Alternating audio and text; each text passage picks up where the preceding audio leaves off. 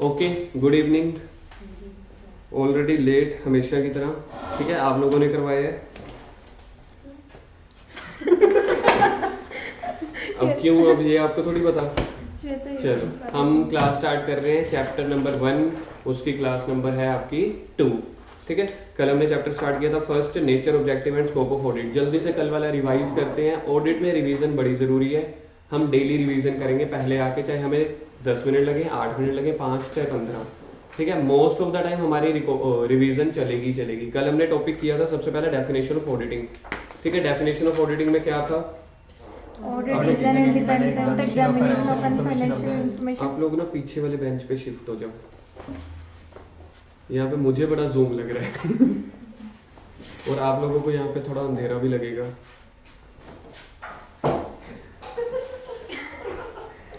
Raghav okay यहाँ पे?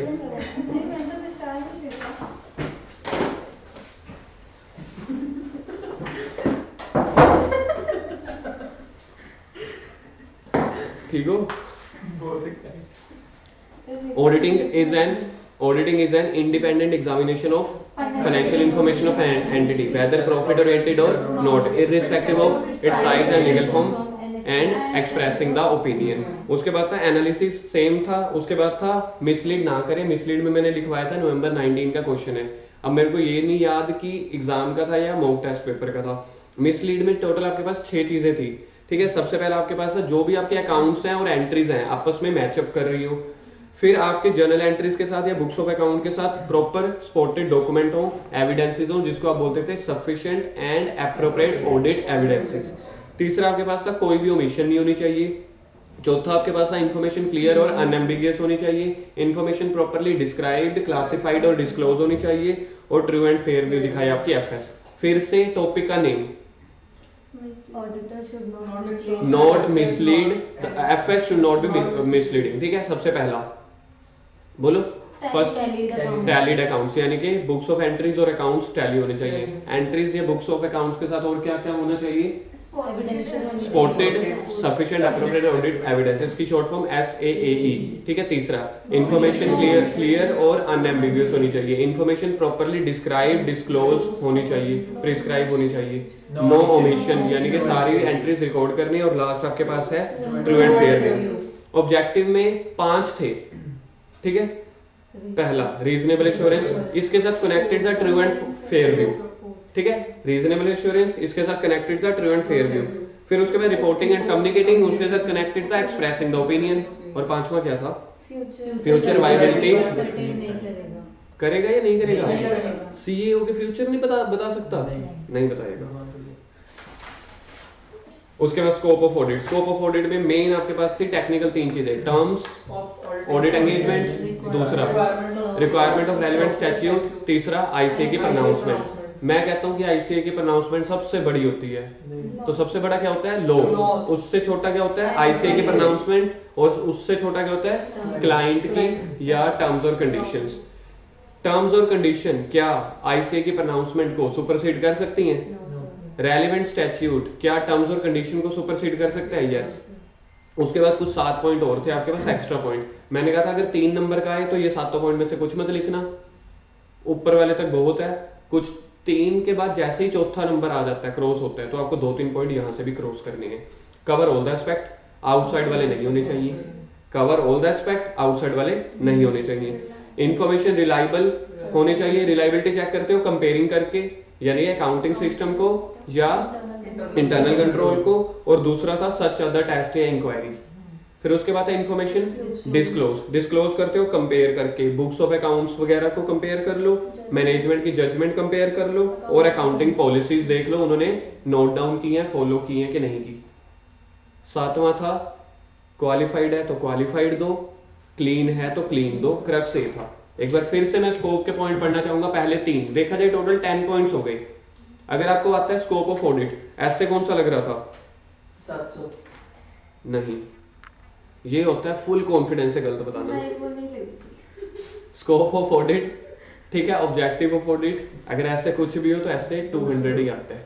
ठीक है, तो इतने कॉन्फिडेंस से गलत नहीं बताना। अगर गलत बताते हैं तो थोड़ा झिझक के बताओ ना, शायद 700 सीधा ही गलत।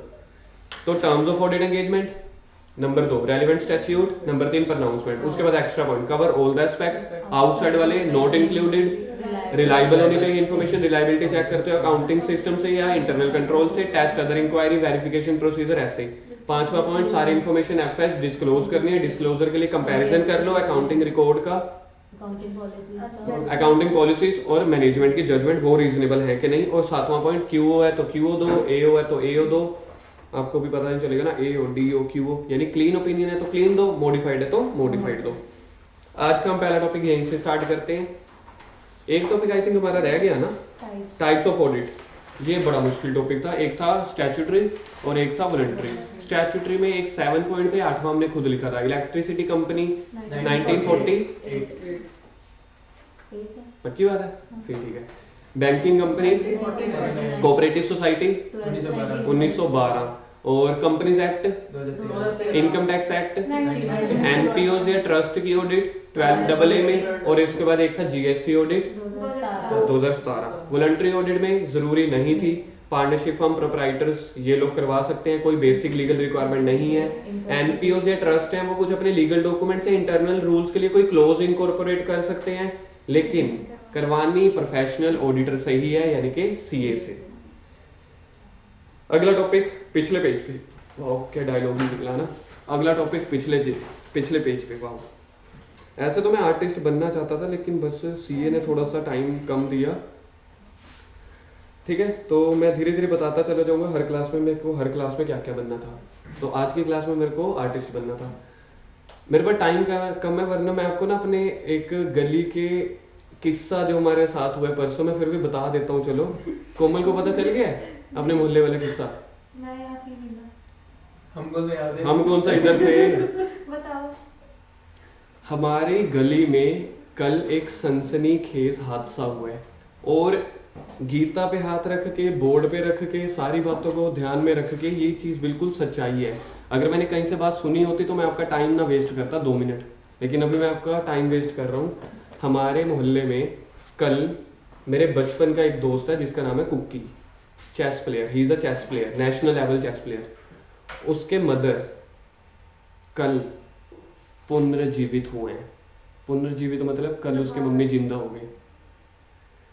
सैटरडे को, कल नहीं सॉरी परसों, संडे को, सैटरडे को दोपहर को 3:30 बजे पटियाला के एक हॉस्पिटल में उनको डेड अनाउंस कर दिया, and she was in coma.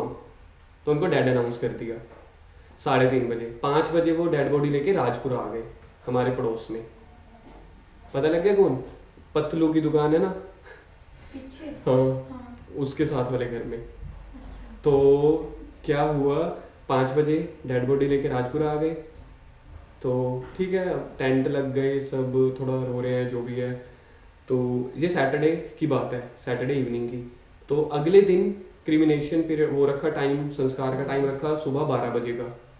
12 बजे को जो वो कमेटी वाली, वो नहीं आती म्यूनसिपल कमेटी की, वो वैन आती है डेड बॉडी ले जाने के लिए, वो भी आई हुई थी, टेंट लगे हुए थे, बाकी सारे संस्कार पे आए हुए थे। तो हमारे मोहल्ले में एक डॉक्टर है जसवंत, और वो एमबीबीएस नहीं है। उसको बुलाया किसी रीजन की वजह से कि 1 मिनट देख लो या जो भी है, and he says she is alive. उन्होंने बोला तो जिंदा है, तो मरी ही नहीं। तो हम थोड़ा हंस रहे हैं, लेकिन केस भी ऐसा था शॉकिंग। तो फिर वो उनको कुछ नहलाने लगे या कुछ करने लगे, तो उनका हाथ खड़ा हो गया।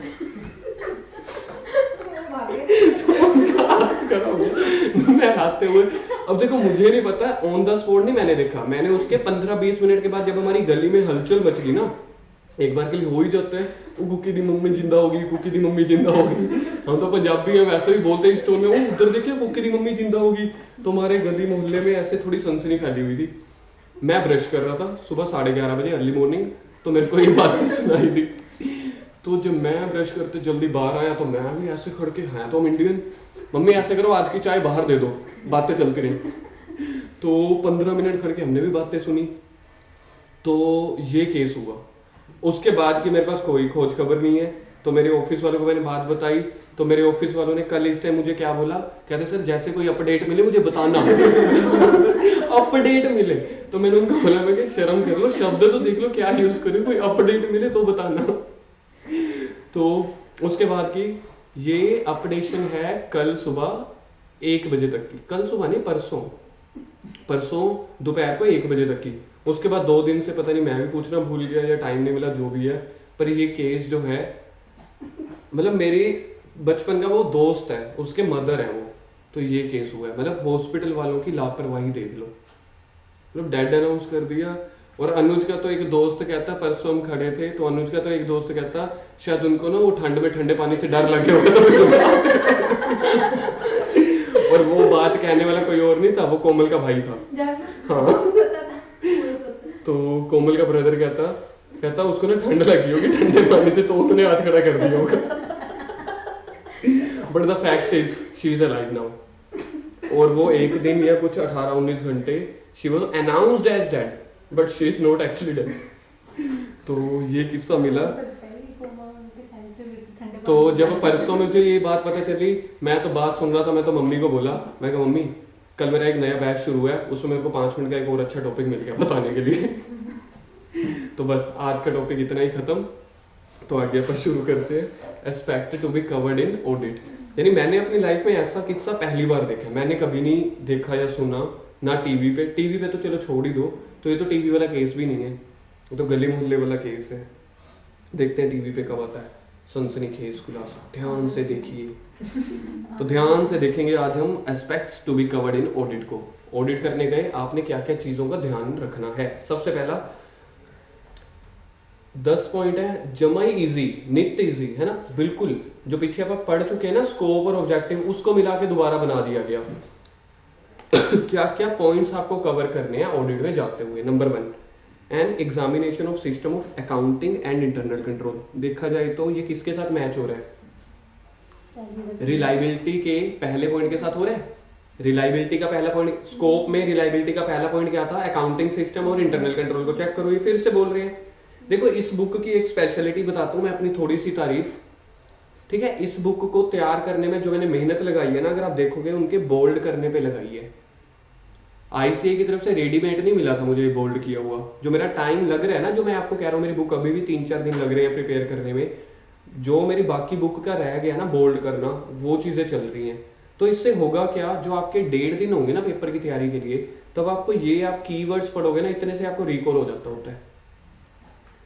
To ascertain whether it is appropriate for the business and help in properly accounting all the transactions। Circle करो, रिकॉर्डिंग all the transaction। तो सबसे पहले आपको ये देखना है कि आपका अकाउंटिंग सिस्टम में आप क्या लिख सकते हो, टैली या कोई भी सॉफ्टवेयर। इंटरनल कंट्रोल में लिख दो सिक्योरिटी गार्ड। ये तो एक एग्जांपल है, कुछ भी हो सकता है। इंटरनल कंट्रोल सिक्योरिटी गार्ड से लेकर ट्रक का आना जाना, अटेंडेंस लगना एम्प्लॉइज की, वो चीजें, और सारी ट्रांजैक्शन आपने रिकॉर्ड की है कि नहीं की। तो ऑडिटर को सबसे पहले ये चीज ध्यान में रखनी है। दूसरा, reviewing the system and procedure to find out whether they are adequate. Circle करो, they are adequate, and whether material weaknesses exist. दूसरे में आपको क्या देखना है, सिस्टम और प्रोसीजर। अब ये कौन सा सिस्टम प्रोसीजर, जो भी क्लाइंट अपने अकाउंटिंग के लिए अपने फैक्ट्री में अपने ऑफिस में लगाती है, तो वो सारे सिस्टम एंड प्रोसीजर को चेक करना कि क्या वो एडिक्वेट है, सफिशिएंट है, या कोई मटेरियल वीकनेस एग्जिस्ट करती है। अगर एग्जिस्ट करती है चाहे वो फ्रॉड से चाहे एरर से, उसको इंडिकेट करके सुधारना। तीसरा, चेक द एरिथमेटिकल एक्यूरेसी। हो सर मजा ही आ गया, +1 वाली बात। Arithmetical accuracy of books of accounts, यानी कि ट्रायल बैलेंस लिख लो। Checking of trial balance, checking of, mainly ये ट्रायल बैलेंस की ना आपकी थ्योरी लाइन होती थी कि ट्रायल बैलेंस बताओ, to check the arithmetical accuracy of books of accounts, यानी कि सब ठीक ठाक है, टोटल ठीक है, डेबिट वाली साइड पे कहीं कैपिटल तो नहीं आई हुई। सही बोल गया हूं मैं, कहीं डेबिट वाली साइड पे कैपिटल तो नहीं आई हुई। अदरवाइज कैपिटल आती कहाँ पे है, क्रेडिट वाली साइड पे आती है, क्योंकि कैपिटल एक तरह से आपकी लाइबिलिटी डिनोट होती है। आगे वेरिफिकेशन,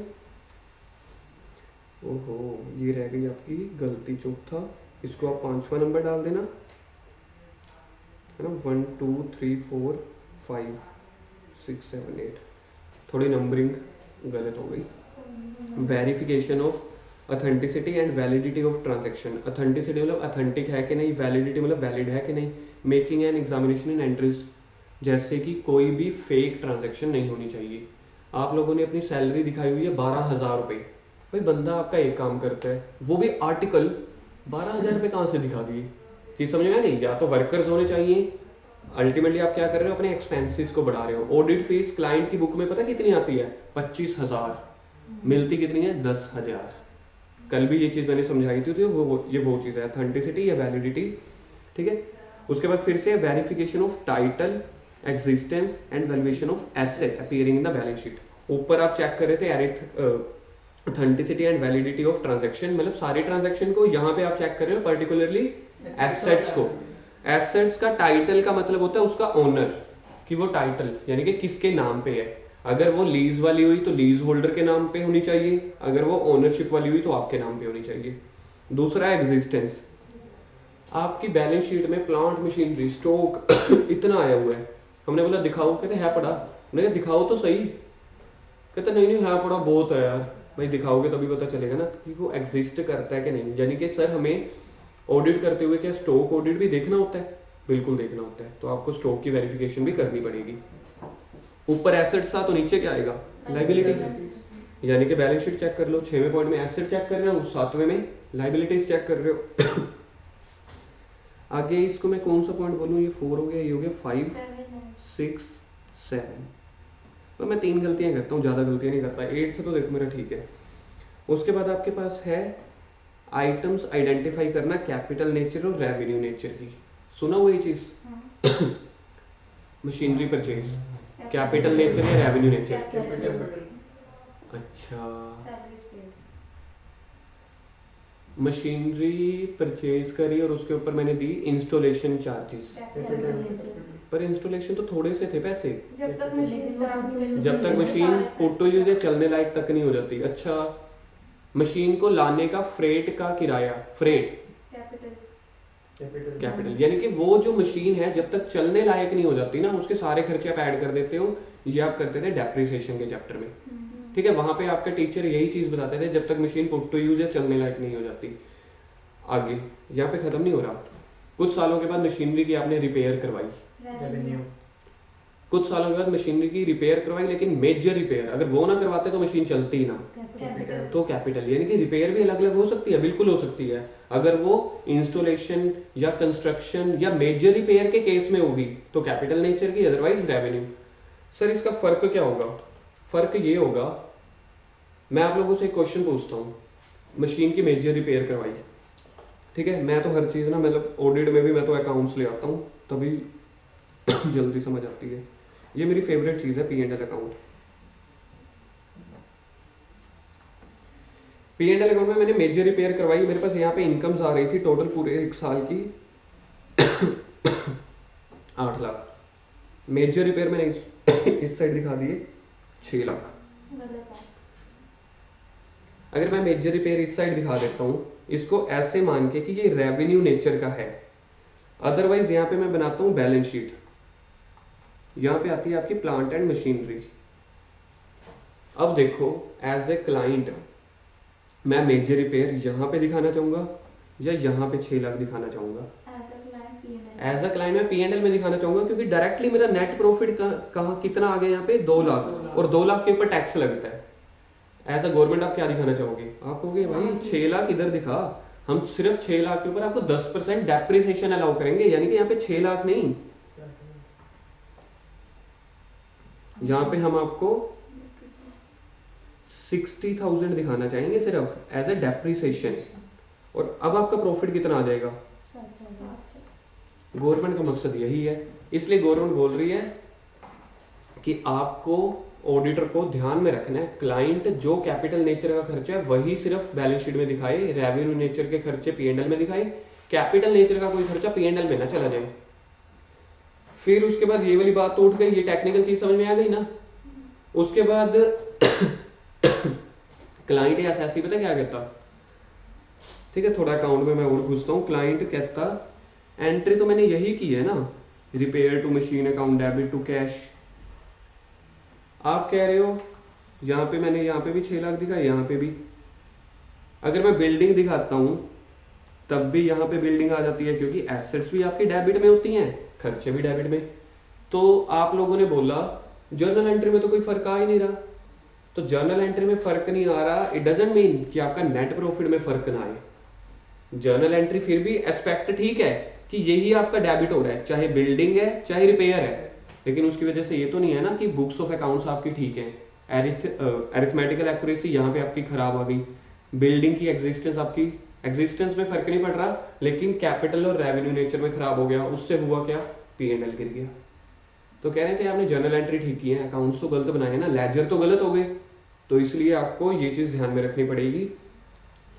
प्रैक्टिकली हम कैसे डिफाइन करते हैं कि कोई चीज कैपिटल है कि रेवेन्यू, ये आपको जब आप प्रैक्टिकल लाइफ में भी ऑडिट करोगे ना, उसमें एक लिमिट होती है। जब मेरे टाइम पे थी आज से 5-6 साल पहले, तो वहाँ पे ना 5000 रुपीज की लिमिट थी। अगर आपकी कोई रिपेयर 5000 को एक्सीड कर जाती थी ना, उसको आप कैपिटलाइज कर देते थे। कैपिटलाइज यानी कि बैलेंस शीट में आ जाती थी वो आइटम। तो मुझे नहीं पता था, जब हम फर्स्ट ईयर आर्टिकल थे, जब डांट खानी होती थी, तो मुझे तो ये दिखता था ना रिपेयर है। अब सोचो क्लाइंट तो होशियारी रिपेयर ही करके दिखाएगा, चाहे उसने सच में लैपटॉप खरीदा, वो दिखाएगा रिपेयर। रिपेयर वर्ड आ गया, मैं कहूंगा तो रेवेन्यू नेचर है, +1 में खूब पढ़ा हुआ है और +1 के बच्चों को भी पढ़ाया हुआ है ना, कि ये तो रिपेयर है, चल P&L में, रिपेयर है, चल P&L में। अमाउंट आ रही है कभी 8000, कभी 12000, कभी 20000। फिर पड़ी थोड़ी सी गालियां, गालियों के बाद पता चला कि इस चीज के भी कोई प्रोविजन होते हैं। करंट प्रोविजन क्या चल रहा है मुझे नहीं पता, कि 5000 की लिमिट चल रही है कि 10000 की चल रही है, या जो भी। 5 साल पहले तक एक 5000 की लिमिट थी, 5000 के ऊपर वाली रिपेयर कैपिटलाइज, उसके अंडर रेवेन्यू। तो आपको कैपिटल और रेवेन्यू नेचर में भी फर्क पता करना है। आगे आपको कंपैरिजन करना है बैलेंस शीट का और P&L का और अदर स्टेटमेंट का with the underlying records. With the underlying records मतलब उसके सेल वाउचर्स, ठीक है, उसका जो इनवॉइस है, उसके जो एग्जिस्टेंस है, मतलब जो P&L बैलेंस शीट में दिख रही है कोई चीज, तो उसके इनवॉइस है कि नहीं है, उसकी एग्जिस्टेंस है कि नहीं है, सच में कंपेयर करके देख लो। Checking the result shown by P&L account and to see whether result are true and fair. कल वाला है, यानी कि P&L account true and fair होना चाहिए, ये भी आपको देखना है। उसके बाद where the audit is of corporate body, corporate body का मतलब कंपनीज वगैरह, confirming that statutory requirement have been complied with, for example Companies Act 2013।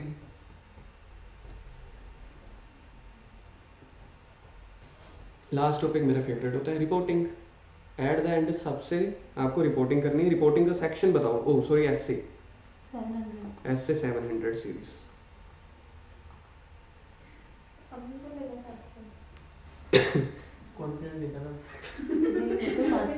वो झूठ बोलता है कॉन्फिडेंस, गलत बोलता है कॉन्फिडेंस में ना। तो एस्पेक्ट सबसे पहला अकाउंटिंग सिस्टम और इंटरनल कंट्रोल चेक करना, सारे सिस्टम और प्रोसीजर को रिव्यू करना, चेक करना कि वो एडिक्वेट है या कोई मटेरियल मिसस्टेटमेंट एग्जिस्ट करती है कि नहीं। Arithmetical accuracy books of accounts की चेक करना। ऑथेंटिसिटी या वैलिडिटी किसकी चेक करनी थी, सारी ट्रांजैक्शंस की। फिर उसके बाद वेरिफिकेशन एसेट की, फिर वेरिफिकेशन लायबिलिटीज की, फिर कैपिटल और रेवेन्यू नेचर की item, comparison of balance sheet या P&L with the records, P&L true and fair view है कि नहीं, कॉर्पोरेट बॉडी है तो उसके रूल्स फॉलो किए कि नहीं, लास्ट पे रिपोर्टिंग। हाँ नहीं करना, दोबारा बोलने हैं एक बार, ठीक है, एक बार फिर से। टॉपिक क्या है बिना देखे, एस्पेक्ट्स टू बी कवर्ड। सबसे पहला accounting system and internal control check करना। दूसरा प्रोसीजर रिव्यू करने कि वो एडिक्वेट है या कोई मटेरियल मिसस्टेटमेंट तो नहीं एग्जिस्ट करती। तीसरा अरिथमेटिकल एक्यूरेसी चेक करना। फिर था validity of all transaction check करना। ट्रांजैक्शन के बाद थे P&L और बैलेंस शीट, यानी कि सॉरी एसेट्स और लायबिलिटीज, एसेट्स और लायबिलिटीज की वेरिफिकेशन करना। याद रखना वेरिफिकेशन वर्ड आएगा उसके साथ एसेट और लायबिलिटी आता है, ठीक है। वैलिडिटी वर्ड आएगा तो उसके साथ ट्रांजैक्शंस आएंगी, याद रह जाएगा। अगर आप देखोगे 4th पॉइंट में वैलिडिटी के साथ क्या थी, ट्रांजैक्शंस, वेरिफिकेशन के साथ एसेट्स और लायबिलिटीज, ठीक है। उसके बाद कैपिटल रेवेन्यू नेचर में डिफरेंस, कंपैरिजन करना P&L बैलेंस शीट को उसके रिकॉर्ड्स के साथ। रिकॉर्ड मतलब एग्जिस्टेंस, उसके इनवॉइसेस, उसके वाउचर्स, जिससे खरीदा है उसकी कंफर्मेशन, कुछ भी। और उसके बाद P&L account true and fair view है या नहीं है। उसके बाद आपके पास कंपनीज एक्ट है या कॉर्पोरेट बॉडी है तो उसका बनाया हुआ लॉ फॉलो कर रहे हो कि नहीं। मैं बैंक चला रहा हूँ और मैं कंपनीज एक्ट को फॉलो कर रहा हूँ, बैंकिंग एक्ट वाले खड़े हैं ऐसे देख के, भाई हम कहाँ से आए, हम किस लिए आए, तो जो एक्ट है उसी को फॉलो करना है। लास्ट में रिपोर्टिंग। क्वेश्चन देखते हैं, एग्जाम के क्वेश्चन है और आईसीए के क्वेश्चन हैं। State the 6 important aspects to be considered by an auditor while conducting the audit. ठीक है, एस्पेक्ट्स को कवर कर दो। ये स्टडी मटेरियल का क्वेश्चन है आपका, मतलब कि आईसीआई का क्वेश्चन है ये, ऐसा मतलब स्टडी मटेरियल। उसके बाद है प्रिंसिपल एस्पेक्ट्स। सर ये तो हमने पढ़े नहीं है, यही है बस एस्पेक्ट यानी कि प्रिंसिपल एस्पेक्ट्स। उसके बाद फिर से देखो ये नवंबर 15 में भी क्वेश्चन आ चुके हैं, मतलब 3-4 बार क्वेश्चन आ चुके हैं। अगला क्वेश्चन है आपके पास, objective of an audit of FS prepared within a framework of recognized accounting policies and practices and relevant statutory requirement if any, so as to enable an auditor to express the opinion। तो ये है आपका topic, objective of an audit. यहाँ से आपको साफ साफ पहली लाइन में ही पता चल गया। या फिर सीधा क्वेश्चन अगर ऐसे आ जाए, ठीक है, माता रानी का प्रसाद बोलते हैं इसको, बर्फी। एस पर एस से 200, मतलब एस का नाम भी दे दिया और ऑब्जेक्टिव का नाम भी दे दिया। क्या सीए में भी ऐसे क्वेश्चंस आते हैं सीधा सीधा? बिल्कुल आते हैं, ऑडिट के पेपर में स्ट्रेट फॉरवर्ड क्वेश्चंस आते हैं, ऐसे ही है, एज पर ऐसे 200 डिफाइन द ऑब्जेक्टिव, तो इसके साइड पे लिख दो straight forward question also come in exam. कई बार हमें लगता है कि नहीं बड़े बड़े क्वेश्चन होंगे तो ही आएंगे।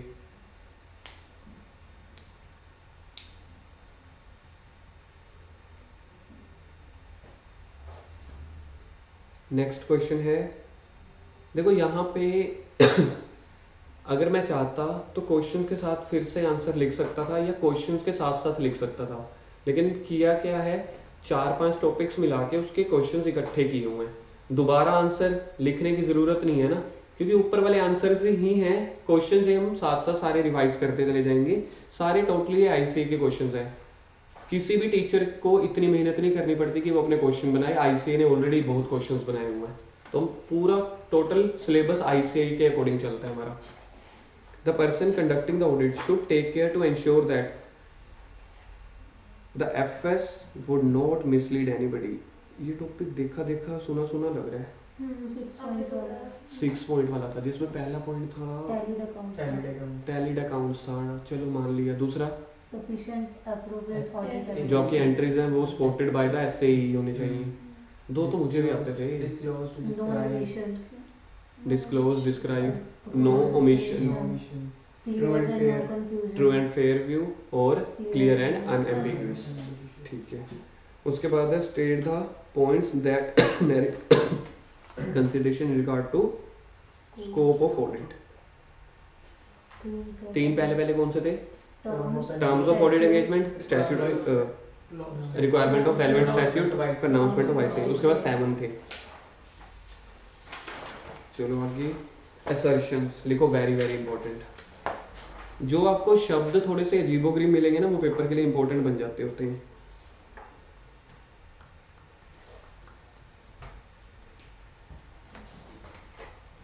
असर्शन का मतलब सिंपली लिखो, ये मेरा बनाया हुआ शब्द लगा लो या मेरा खोजा हुआ शब्द लगा लो, ठीक है। पेपर में ये शब्द नहीं लिखोगे तो सिनोनिम्स के तौर पे लिख सकते हो, लाइक कैरेक्टरिस्टिक्स।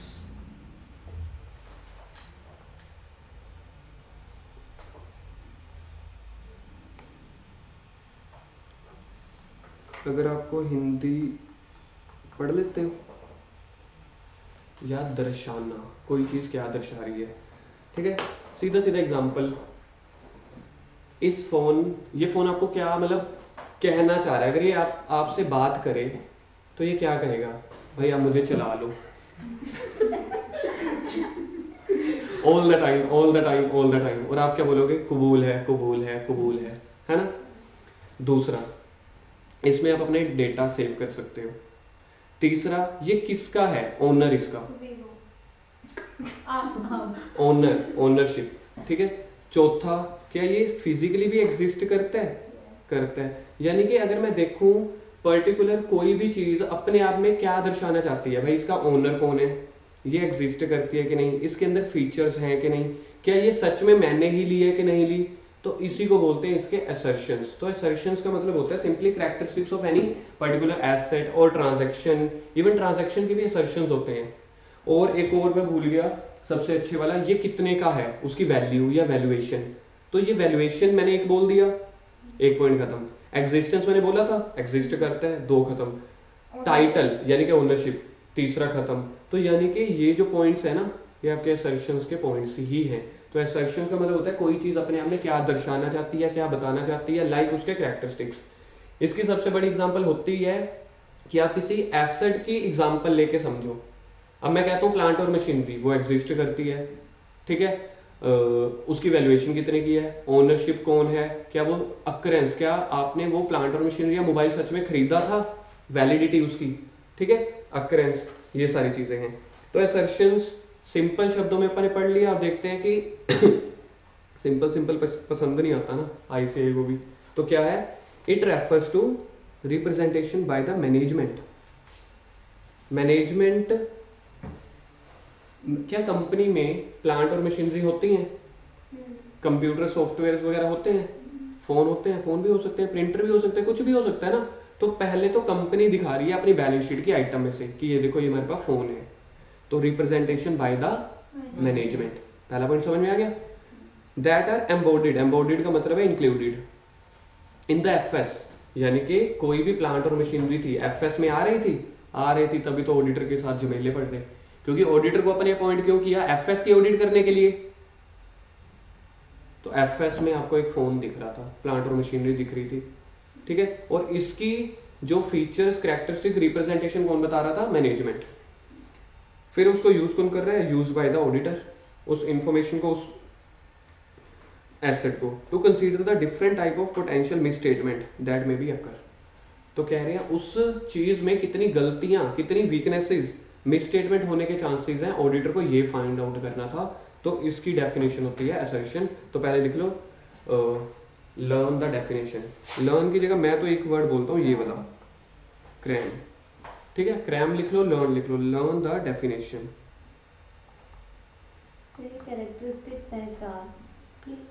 नहीं, ये असर्शन की डेफिनेशन है। असर्शन का सिनोनिम्स होता है एक तरह से कैरेक्टरिस्टिक्स। सिनोनिम्स नहीं है, ये सिनोनिम्स मैंने बना दिया, जबरदस्ती लगा लो समझाने के लिए। एक्सप्लेनेशन होती है ना असर्शंस को, कह सकते हो, कह सकते हो, उसके फीचर बोल सकते हो, कैरेक्टरिस्टिक्स बोल दो, कुछ भी। तो देखते हैं क्या है। इट रेफर्स, असर्शन क्या है, representation by the management, representation by the management that are included, यानी कि एम्बोडेड इन द एफएस। और उसको यूज कौन कर रहा है, क्योंकि एफएस ऑडिटर के पास चल के आ गई, उसमें प्लांट और मशीनरी दिख गई, बताओ भाई मुझे इसका सब कुछ बताओ, ओनरशिप किसकी है, वैल्यूएशन कहाँ से लेके आए, सच में खरीदी थी कि नहीं खरीदी थी, एग्जिस्ट करती है कि नहीं करती, ये चीजें बताओ। क्या करने के लिए, to consider the different type of misstatement that may occur, उसकी वजह से अगर कोई मिसस्टेटमेंट हो सकती है मेरे को तो वो फाइंड आउट करना है।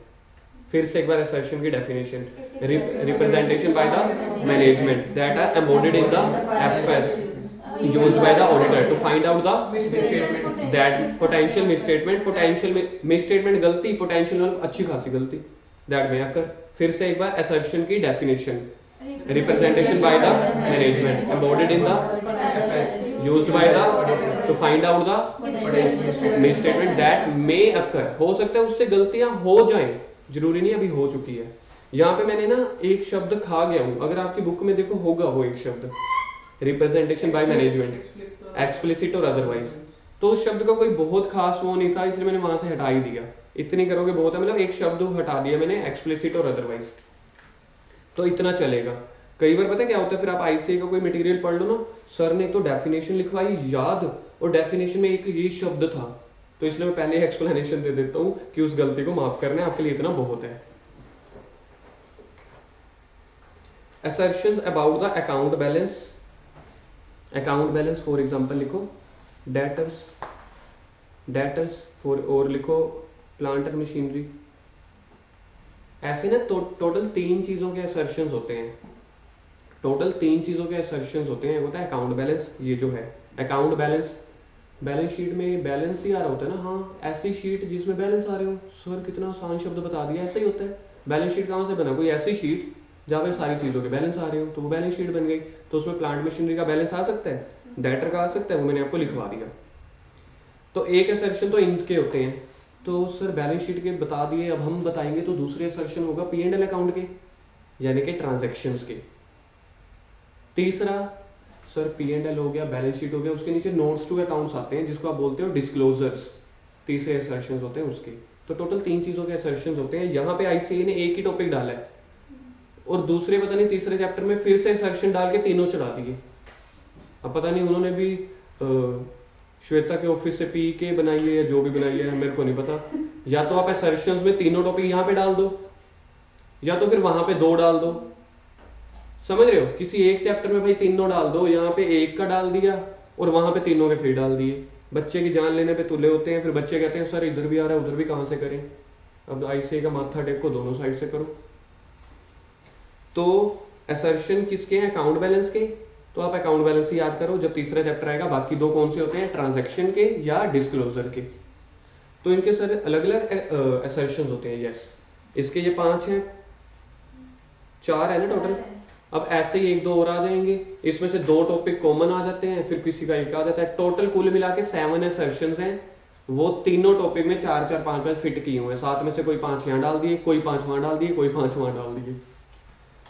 तो पहला एग्जिस्टेंस, तो आप इसको रिलेट करके चलेंगे अब प्लांट और मशीनरी से समझने के लिए। असर्शंस आपको किसके चेक करने हैं, किसी अकाउंट बैलेंस के यानी कि प्लांट और मशीनरी के। एग्जिस्टेंस क्या, एसेट्स लाइबिलिटीज ये सब कुछ एग्जिस्ट करता है, ऑडिटर ने ये चेक करने। दूसरे नंबर पे राइट और ऑब्लिगेशन, अगर वो एसेट हुई तो वो राइट होगी अपने क्लाइंट की, अगर वो लाइबिलिटी हुई तो ऑब्लिगेशन हो जाएगी। कंप्लीटनेस, क्या सारी एसेट लाइबिलिटी कंप्लीट रिकॉर्ड की है कि नहीं की। चौथा वैल्यूएशन और एलोकेशन, क्या सारी ट्रांजैक्शन की एलोकेशन या वैल्यूएशन, मतलब जो भी हमने वैल्यू किया हुआ है वो वैल्यू सही है, मतलब मार्केट वैल्यू के अकॉर्डिंग है कि नहीं। सर इतना ही है, अंदर वाला आपको यहाँ पे याद ही नहीं करना, आपको याद करनी है हेडिंग्स। हेडिंग याद तो उसी पॉइंट को बना के लिख देने। एग्जिस्टेंस, क्या एसेट लाइबिलिटी एग्जिस्ट करती है कि नहीं। दूसरा राइट और ऑब्लिगेशन, एसेट अगर हुई तो वो राइट है किसी कंपनी की, लाइबिलिटी होगी तो ऑब्लिगेशन होगी। ठीक है, तो इसके ऊपर आपका ट्रू एंड फॉल्स बन चुका है। जहां पे क्वेश्चन था क्या ऑब्लिगेशन राइट है, सॉरी ऑब्लिगेशन एसेट के लिए वर्ड यूज किया जाता है या फिर राइट के लिए लाइबिलिटी या एसेट जो भी। तो इस हिसाब से ट्रू फॉल्स आपका एक बार बन चुका है। तीसरा है कंप्लीटनेस, क्या सारी ट्रांजैक्शन रिकॉर्ड कर ली कि नहीं। पांचवा वैल्यूएशन, प्रॉपर वैल्यू और प्रॉपर एलोकेट किया कि नहीं। प्लांट और मशीनरी में अगर आपने डेटर घुसा दिए बात चल जाएगी, इसको बोलते हैं एलोकेशन। करंट एसेट की एलोकेशन अपनी, फिक्स्ड एसेट की अपनी, ये चीज है। तो यानी टॉपिक्स आसान है, जैसे मैंने अगर आपको याद हो बेसिक क्लास में बताया था कल भी, ऑडिट को समझना हार्ड नहीं है, समझ तो बिल्कुल एक एक पॉइंट अपन समझ ही रहे हैं। उसके बाद आपका याद करना जब एक्यूमुलेट होता चला जाता है तब बस थोड़ा सा संभालना मुश्किल हो जाता है। तो उस चीज के लिए हमारे पास एक ही सोल्यूशन है, रिटन प्रैक्टिस। टेस्ट आपके चलते रहेंगे बहुत सारे, और टेस्ट आपके देखो 5 महीने चलेंगे, मतलब कि मई तक। हो सकता है कृतिका को थोड़ी सी एग्जामिशंस मिल जाए क्योंकि आपका नवंबर अटेम्प्ट है, तो फिर मेरे टेस्ट तो उसके बाद भी आपके चलते रहेंगे। ऐसा कोई इशू नहीं है, रिटन प्रैक्टिस हमारी बड़ी हार्ड रहने वाली है। ठीक है, असर्शन समझ में आ गया। तो असर्शंस क्या है एक बार फिर से, रिप्रेजेंटेशन बाय द मैनेजमेंट, गलत, एम्बॉडिड इन द बोर्ड पे है नहीं ना। हाँ, मतलब मैं अपनी तारीफ कर रहा हूँ कि मैं भी देख के नहीं बोल रहा। पहला फिर से, representation by the management that are embodied in the FS used by the auditor to find out the potential misstatement that may occur. कौन कौन सी होती है यहाँ पे,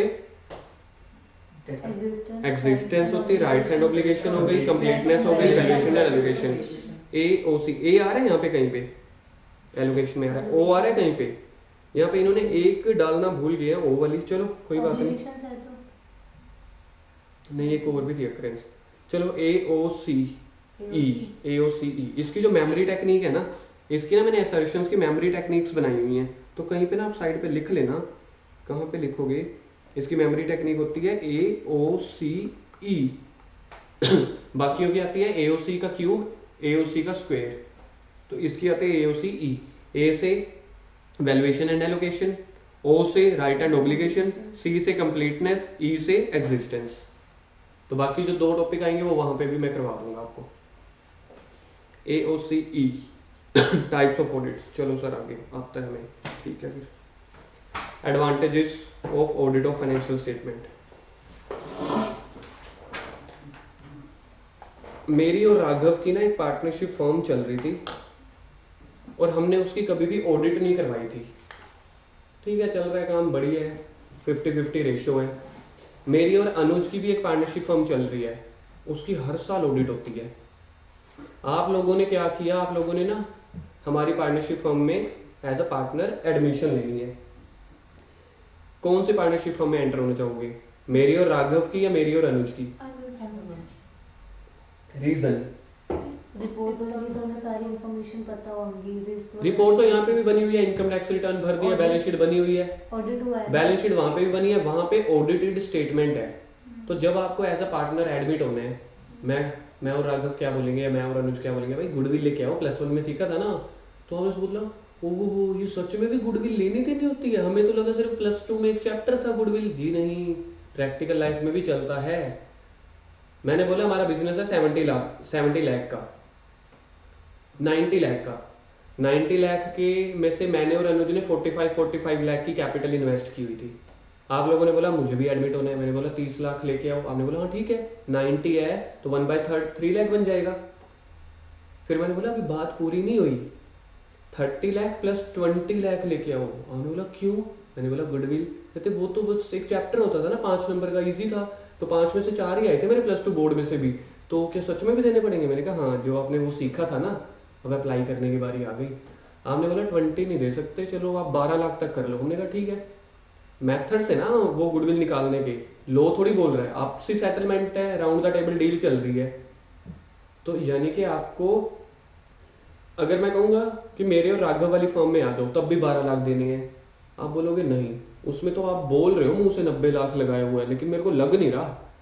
लेकिन जो मेरी और अनुज वाली पार्टनरशिप फर्म है वो ऑडिटेड है, सीए के साइन किए हुए हैं, इनकम टैक्स रिटर्न फाइल की हुई है, वहां पे जल्दी विश्वास आ जाएगा ना। तो ये चीज होता है, कुछ फीचर जब आपकी बैलेंस शीट एफएस ऑडिटेड होती है ना, उसके क्या क्या फायदे हैं। ठीक है, कुछ फायदे तो मैंने बोल ही दिए। सबसे पहला, it safeguard the financial interest of persons like partner, shareholder या banker, financial institutes who are not associated with the management.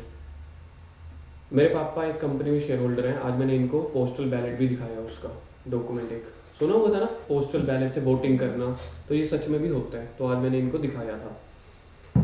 तो मेरे पापा शेयर होल्डर हैं, क्या वो इंडियन ओवरसीज बैंक के, क्या वो जाके इंडियन ओवरसीज बैंक में क्या कहेंगे, हट यार कंप्यूटर चलाने तो थोड़ी गेम खेलनी है ताश वाली, खेलने देंगे? हट यार side of Facebook log in करने दे मेरे को, हटियो यार तेरे पैसे ट्रांसफर कर रहा है, चल मैं कर देता हूँ, थोड़ा सा मेरे को भी सिखा।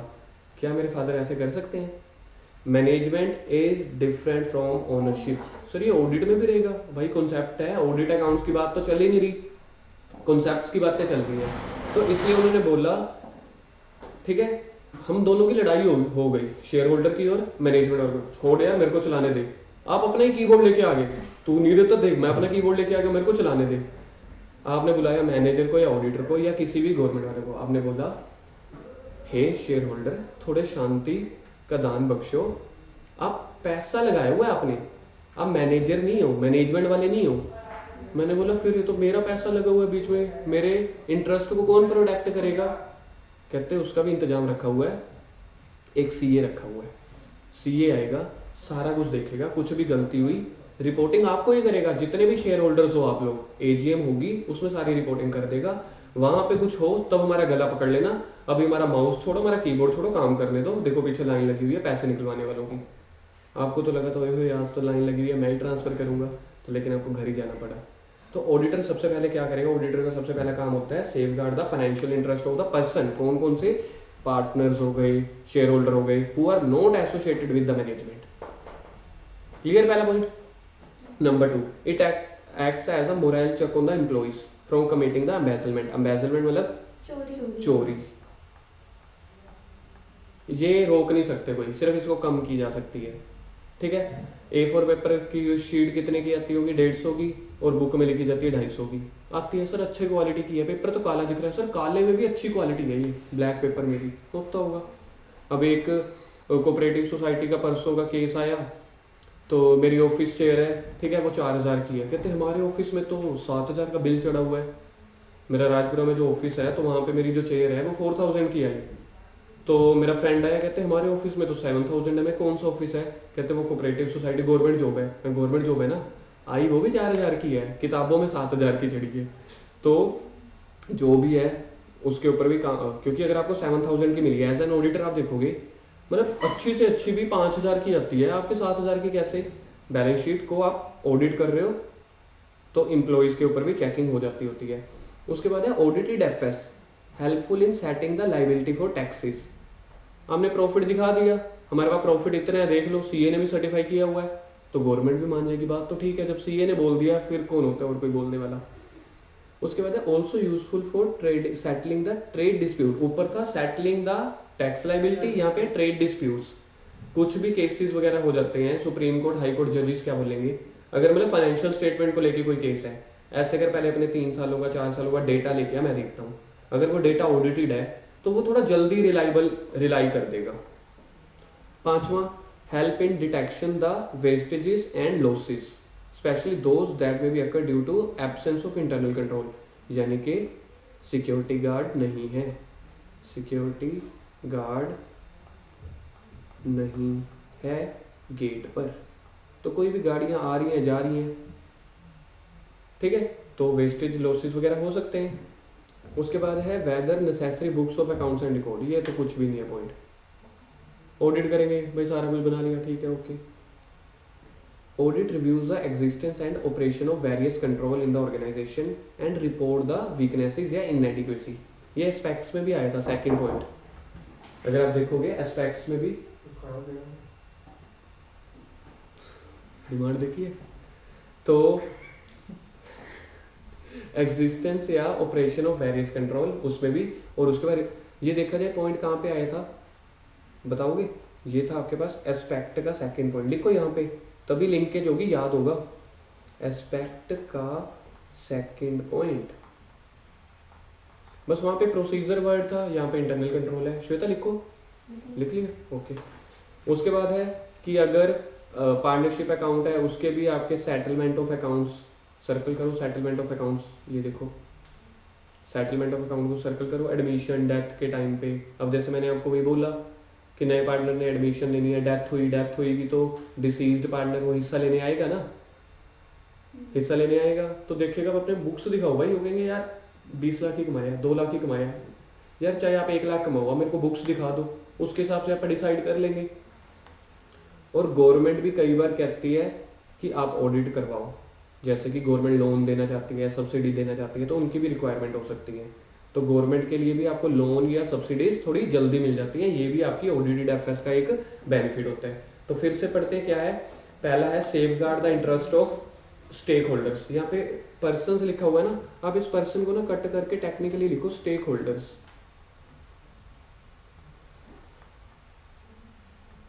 राघव की बुक में क्या लिखा हुआ है? पर्सन से लिखा हुआ है, ठीक है। तो safeguard the interest of various stakeholders, morale check on employee, detection of wages, settling the tax liability, settling the trade disputes, detection of vestiges या लॉसेस वगैरह हो गए, प्रॉपर बुक्स ऑफ अकाउंट्स बनाई कि नहीं बनाई, existence of various control check करना, और लास्ट में गवर्नमेंट के लिए भी हो सकता है या फिर एडमिशन या रिटायरमेंट डेथ के टाइम पे भी आपको फायदा हो सकता है। इसके बाद अगला टॉपिक आपके पास है इनहेरेंट लिमिटेशंस, और उसके बाद है रिलेशनशिप, और उसके बाद है क्वालिटीज। तो पहले हम क्वालिटीज पे आएंगे क्योंकि ये टॉपिक ना वैसे पहले हो जाने चाहिए। ये आज का हमारा लास्ट टॉपिक रहेगा, छोटा सा।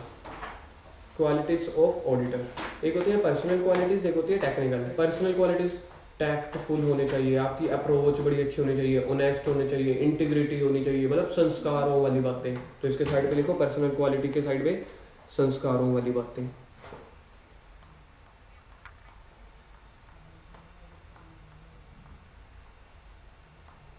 संस्कारों वाली बातें मिल गया?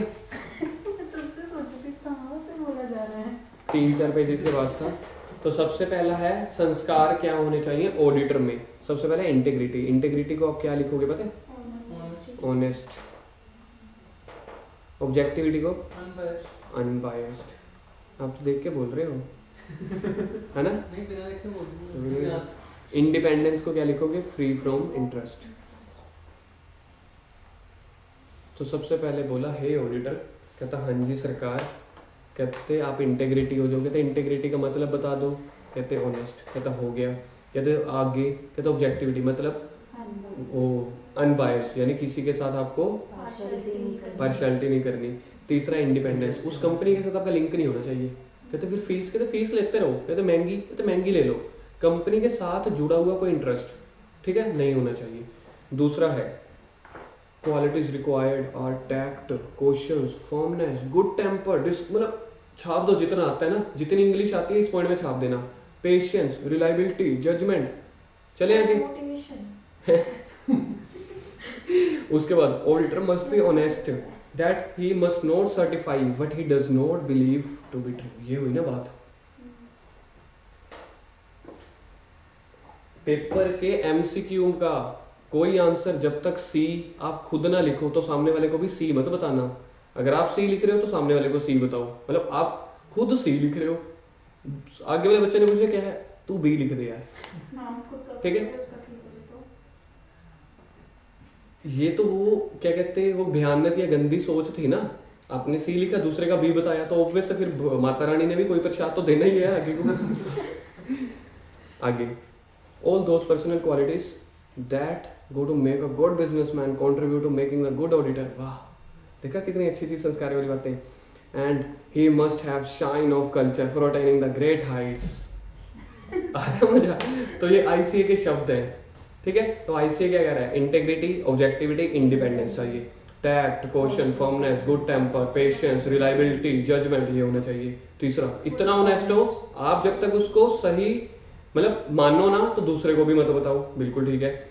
गुड बिजनेसमैन की सारी आदतें अपने अंदर झकझोर लो, ठीक है। ऑडिटर हो, गुड बिजनेसमैन भी बन जाओ, ओके सर और क्या बनना है, ठीक है। और shine of culture of attaining the great Heights, आगे बढ़ते जाना है, आगे बढ़ते जाना है।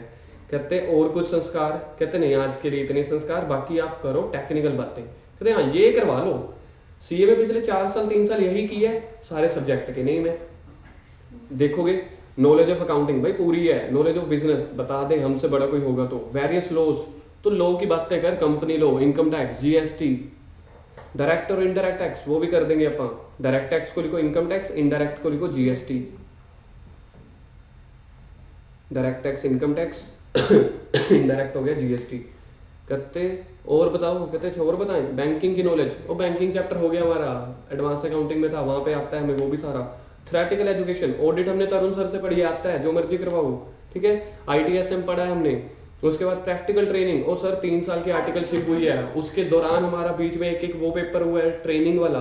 उसके बाद हमारी जीएमसीएस हुई है, आईटीओ। बात ही मत करो टेक्निकल की, हमें बस संस्कारों वाली बात आपने बता दी वो ठीक है, इसके बाद तो कोई बात ही खत्म। अकाउंटिंग की नॉलेज, बिजनेस की नॉलेज, वेरियस लॉज जितने आते हैं लिख देना, ठीक है। डायरेक्ट इनडायरेक्ट टैक्स की नॉलेज, बैंकिंग एक्ट की नॉलेज, बैंकिंग का एक्ट का मैं चाहता हूँ नाम लिखा जाए, ईयर लिखा जाए 1949। सोच के बोलो एक बार, 1949 था, फिर 48 क्या था, फिर ठीक है। तो 1949 में बोल ही रहा था, 49 है मानते नहीं। उसके बाद थ्योरेटिकल एजुकेशन, ठीक है, किसकी, फाइनेंशियल सब्जेक्ट की, मैनेजमेंट अकाउंटिंग की, बिजनेस की, कॉर्पोरेट लॉ की, कंप्यूटर की, इंफॉर्मेशन टैक्सेशन, इकोनॉमिक्स, ठीक है, एटसेट्रा। उसके बाद भी इनका मतलब मन नहीं भरा था, इनका मन चलता तो ऑडिट भी लिख देते और भी लिख देते, है ना। और practical training and theoretical education, दोबारा देखो मैंने कहा था ना इनका मन नहीं भरा। Practical training and theoretical education are equally necessary. भाई तभी तो इन्होंने 4 सब्जेक्ट थ्योरी के डाल दिए। ग्रुप 2 में तो हद ही कर दी, 2.5 सब्जेक्ट, ठीक है। और सबसे बड़ी बात है पेपर में क्वेश्चन भी आ चुके हैं, ये एक बार लिखा हुआ है, एक बार और भी आ चुका है, ये 2 टाइम्स पेपर में आ चुका है। एक बार तो चलो आज से कुछ 12-15 साल पहले जब हम सिर्फ 1 और 2 में थे, और एक बार पिछले 3-4 सालों में भी एक बार आया था क्वालिटीज ऑफ ऑडिटर, ठीक है। तो इसी के साथ आज हम विदा लेते हैं, ठीक है, वाइंड अप करते हैं, बाकी कल कंटिन्यू करेंगे। कल आपकी क्लास होपफुली पूरे 8 o'clock तक ही चलेगी, ठीक है। Okay, thank you very much.